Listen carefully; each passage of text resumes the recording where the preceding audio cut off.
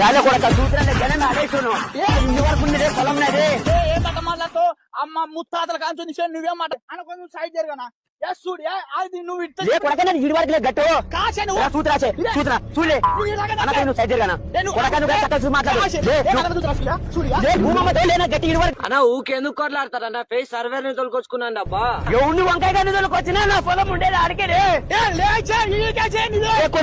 జరుగు వారు గుట్ట కింద రాయబాతలే నన్ను సరి